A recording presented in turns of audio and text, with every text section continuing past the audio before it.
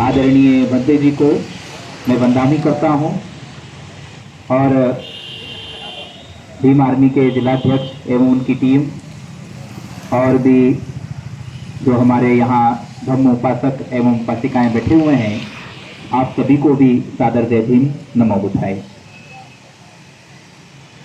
मुझे बड़ी खुशी हुई ये सुनकर के कि बालाघाट में भी महाबोधि महाविहार मुक्ति आंदोलन के लिए धरना चल रहा है, क्योंकि ये हम सबकी लड़ाई है। तो इस लड़ाई को हम सबको लड़ना है और इसी प्रकार से यदि हम जगह जगह धरना प्रदर्शन करेंगे तो शायद हम ये जो जंग है, जो लड़ाई है, ये हम जीत सकते हैं।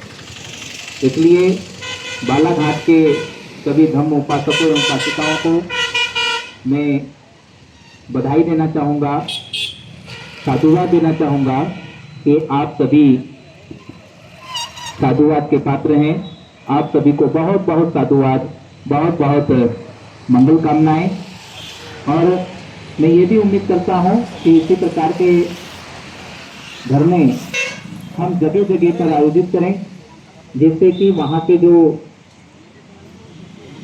प्रशासन है उस प्रशासन पर भी हमारा प्रभाव पड़ सके। ये जो आंदोलन है, ये आंदोलन तो 134 साल से चल रहा है,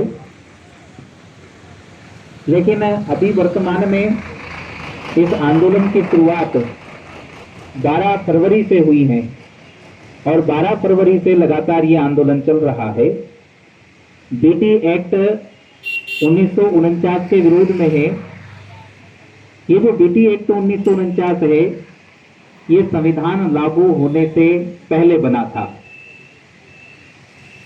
जब भारत का संविधान बन गया था और जब वो लागू हुआ था, तो बाबा साहब ने उसके आर्टिकल 13 में, अनुच्छेद 13 में ये प्रावधान किया था कि जो भी कानून मौलिक अधिकारों के खिलाफ होंगे वो स्वतः ही खत्म किए जाते हैं।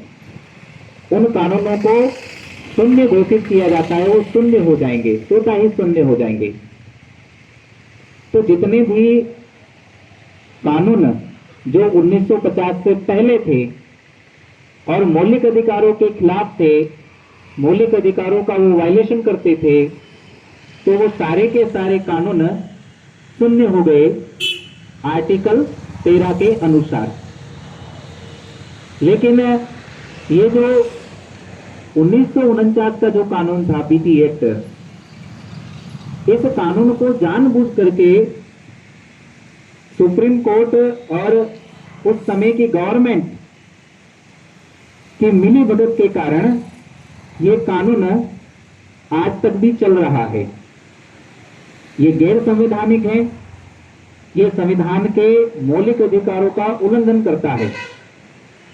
सबसे पहला तो ये आर्टिकल 13 का ही उल्लंघन करता है।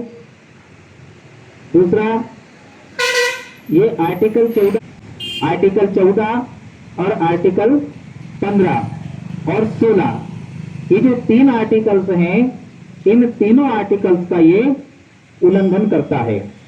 कैसे उल्लंघन करता है? तो इन तीनों आर्टिकल में समानता का अधिकार है और समानता के अधिकार के तहत सबको समानता होनी चाहिए, समान अधिकार होना चाहिए। तो समान अधिकार क्या होना चाहिए?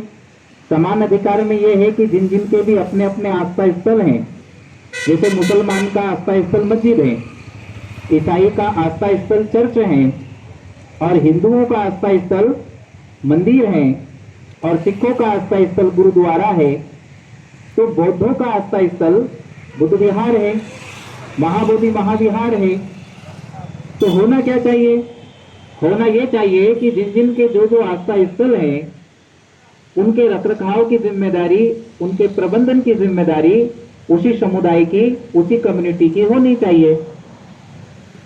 तो मुसलमान की जो मस्जिद है, वहां पर मस्जिद के प्रबंधन की जिम्मेदारी, मस्जिद के रखरखाव की जिम्मेदारी मुसलमानों की है, हिंदुओं की या ईसाइयों की या सिखों की नहीं है।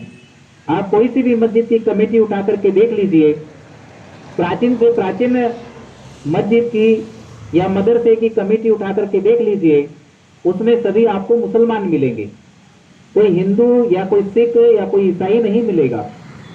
क्यों नहीं मिलेगा? क्योंकि वो उनका अधिकार है, उस पर